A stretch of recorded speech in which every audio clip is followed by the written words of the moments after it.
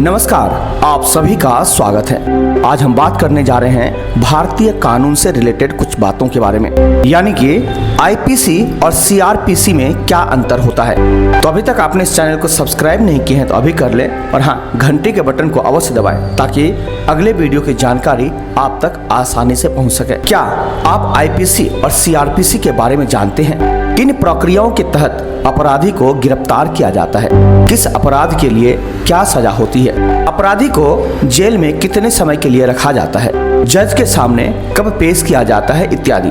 तो आइए इस वीडियो के माध्यम से हम यही जानने की कोशिश करते हैं कि आईपीसी और सीआरपीसी के बीच में क्या अंतर होता है। आजकल समाचार पत्रों, चैनलों और अन्य सोशल मीडिया प्लेटफॉर्म जैसे फेसबुक, ट्विटर इत्यादि में देश विदेश हर जगह आपराधिक गतिविधियों के बारे में पढ़ने और सुनने को मिलता है, जैसे बलात्कार, हत्या, चोरी, डकैती इत्यादि। इसमें कोई संदेह नहीं है कि पीड़ितों को न्याय प्रदान करने और अपराधियों को दंडित करने के लिए हर देश ने कुछ कानून लागू किए हैं। भारत के नागरिक के रूप में देश के कानून के बारे में जानना ही महत्वपूर्ण नहीं है, बल्कि उनसे अच्छी तरह अवगत होना भी अनिवार्य है। किस किस प्रकार के कानून को किन अपराधों में लागू किया जाता है, अपराधी को क्या सजा दी जाती है और क्यों, ये सब जानना जरूरी है। उससे भी पहले अपराध क्या होता है वगैरह भी पता होना अनिवार्य है। तो आइए आगे बात करते हैं। भारतीय दंड संहिता इंडियन पेनल कोड आईपीसी और दंड प्रक्रिया संहिता code of criminal procedure CrPC क्या होती है और इनमें क्या अंतर होता है। सबसे पहले बात करते हैं आईपीसी क्या है। भारतीय दंड संहिता को इंडियन पेनल कोड, भारतीय दंड विधान और उर्दू में ताज-ए-हिंद भी कहते हैं, जो कि 1960 में बना था। आपने फिल्मों में देखा होगा कि कोर्ट में जब जज सजा सुनाते हैं तो कहते हैं कि ताज-ए-हिंद दफा 302 के तहत मौत की सजा दी जाती है। ये और कुछ नहीं बल्कि भारतीय दंड संहिता ही होती है, और दफा का मतलब होता है धारा या सेक्शन। ये धारा या सेक्शन लगातार संख्याओं को कहते हैं। आईपीसी में कुल मिलाकर 511 धाराएं यानी सेक्शन और 23 चैप्टर हैं, यानी 23 अध्यायों में बटा हुआ है। क्या आप जानते हैं कि 1834 में पहला विधि आयोग यानी फर्स्ट लॉ कमीशन बनाया गया था। इसके चेयरपर्सन लॉर्ड मैकॉल थे। इन्हीं की अध्यक्षता में आईपीसी का ड्राफ्ट तैयार किया गया था। 6 अक्टूबर 1860 में यह कानून संसद में पास हुआ और 1862 में यह पूरी तरह से लागू किया गया। यहाँ आपकी जानकारी के लिए बता दें कि विश्व का सबसे बड़ा दांडिक संग्रह यानी आईपीसी से बड़ा देश में और कोई भी दांडिक कानून नहीं है, इसलिए इसको मुख्य क्रिमिनल कोड भी कहते हैं। आईपीसी को लागू करने का मुख्य उद्देश्य था कि संपूर्ण भारत में एक ही तरह का कानून को लागू किया जा सके, ताकि अलग अलग क्षेत्रीय कानूनों की जगह एक ही कोड हो। आईपीसी कानून अपराधों के बारे में बताता है और उनमें से प्रत्येक के लिए क्या सजा होगी और जुर्माने को भी जानकारी देता है।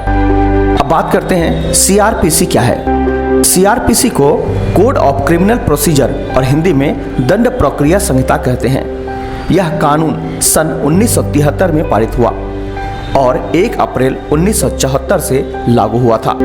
किसी भी प्रकार के अपराध होने के बाद 2 तरह की प्रक्रियाएं होती है, जिसे पुलिस किसी भी अपराधी की जांच करने के लिए अपनाती है। एक प्रक्रिया पीड़ित के संबंध में और दूसरी आरोपी के संबंध में होती है।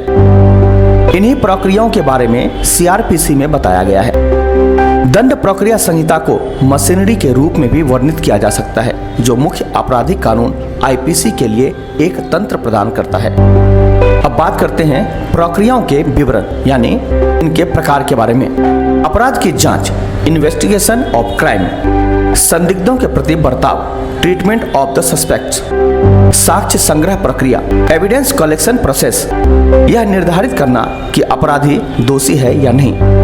आइए कुछ उदाहरणों की मदद से आईपीसी और सीआरपीसी के बारे में हम जानने की कोशिश करते हैं। क्या आपने कभी किसी वाहन को चलाते वक्त या सड़क पर चलते वक्त ध्यान दिया है कि सड़क पर लिखा होता है कि वाहन को इतनी स्पीड से ज्यादा न चलाएं।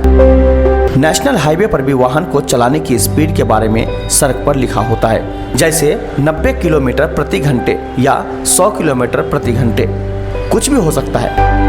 अगर आप इस स्पीड लिमिट को तोड़ते हैं या ज्यादा तेज वाहन चलाते हैं तो आप कानून तोड़ रहे हैं। यही आपको बता दें कि आईपीसी का 279 यानी 279 सेक्शन कहता है कि रैश ड्राइविंग या उपेक्षापूर्ण वाहन चलाने के लिए दंड का प्रावधान है, यानी इसमें 6 महीने का कारावास या 6 महीने की सजा हो सकती है। अब बात करते हैं कि आईपीसी और सीआरपीसी में अंतर क्या होता है। कानून को 2 हिस्से या सेगमेंट में बांटा गया है। पहला मौलिक विधि, दूसरा प्रक्रिया विधि।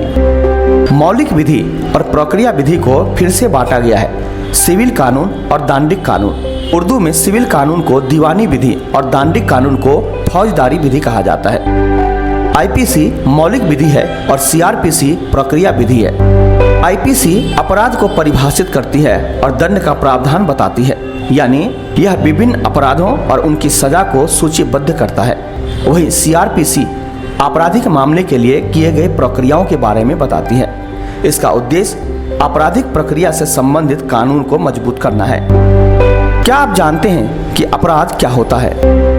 आइए इसको उदाहरण से समझते हैं। मान लीजिए सड़क पर 5 लोगों ने किसी आदमी को रोका और डरा धमका के उससे घड़ी, पैसे और चैन इत्यादि सामान ले लिए और अखबार में खबर छपती है कि 5 लोगों ने एक आदमी को सरेआम लूटा। तो क्या ये लूट है? इसी प्रकार एक और उदाहरण देखिए कि 2 लोग किसी भी बैंक में रात में घुसते हैं और 2 करोड़ रुपए ताला तोड़कर निकाल लेते हैं और अखबार में छपता है कि 2 लोगों ने बैंक में डकैती डाली। तो क्या ये डकैती है? हम आपको बता दें कि ये दोनों खबर गलत छपी हैं। न तो वह लूट थी और न तो वह डकैती। अब यह जानने के लिए कि फिर ये कौन से अपराध हुए, इसके लिए आईपीसी में दिए गए अध्यायों का अध्ययन करना होगा। आईपीसी के अनुसार अगर 5 लोग कहीं मिलकर लूट करते हैं तो वह डकैती होती है, यानी उन 5 लोगों ने जो उस आदमी को रोककर उससे उसका सामान लिया तो वह डकैती थी। और दूसरे में जो 2 लोग बैंक में घुसे थे, आईपीसी के अनुसार 2 लोग कभी डकैती नहीं कर सकते। डकैती करने के लिए कम से कम 5 लोगों का होना जरूरी है। किसी को डराना और धमकाना ये डकैती के दौरान किया जाता है। बैंक में 2 लोगों ने रात में पैसे निकाले, इसके लिए उन्होंने किसी को न तो डराया और न ही धमकाया, इसलिए यह डकैती न होके चोरी है। अगर दिन में ये 2 लोग गार्ड या लोगों को डराकर बंदूक की नोक पर पैसे ले जाते तो ये लूट होती, और अगर 5 लोग होते तो डकैती होती। इन सब चीजों के बारे में या तो यूं कहें कि इन सब की परिभाषाएं आईपीसी में मिलती हैं। अगर कोई चोरी करता है तो आईपीसी के सेक्शन 379 के तहत 3 साल का कारावास और जुर्माना हो सकता है। लेकिन अगर किसी घर में या किसी बिल्डिंग में या किसी परिसर में चोरी होती है तो आईपीसी की धारा 380 यानी 380 के तहत 7 साल का कारावास हो सकता है। अब आप यह तो जान गए होंगे कि अपराध क्या होता है और क्या सजा होगी उस अपराध की, लेकिन इसके लिए क्या प्रक्रिया होगी, यानी अपराधी कैसे गिरफ्तार किया जाएगा, सबूत इकट्ठा करना, जमानत कैसे दी जाएगी, जमानत के लिए एप्लीकेशन कहाँ दी जाएगी, आरोपी के अपराध या निर्दोषता को निर्धारित करना, पुलिस के क्या कार्य हैं, वकील और मजिस्ट्रेट के क्या कार्य हैं, गिरफ्तारी के तरीके कैसे होंगे, गिरफ्तारी के बाद व्यक्ति जेल में कितने दिन तक रखा जाएगा, मजिस्ट्रेट के सामने उसको कब उपस्थित करना होगा, इत्यादि तरह की सारी बातें प्रक्रिया के अंतर्गत आती हैं और सीआरपीसी में मिलेंगी। संक्षेप में यह जांच, परीक्षण, जमानत, पूछताछ, गिरफ्तारी आदि के लिए सीआरपीसी की पूरी प्रक्रिया का वर्णन करता है।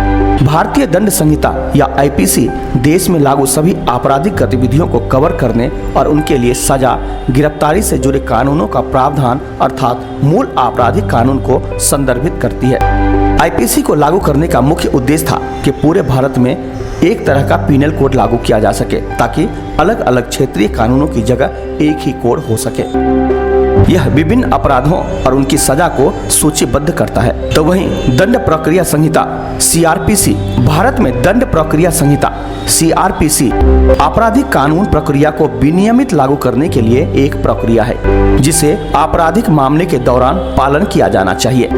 दंड प्रक्रिया से संबंधित कानून को मजबूत करने के लिए यह आपराधिक मामले में विभिन्न प्रकार से ली गई प्रक्रियाओं के बारे में बताता है।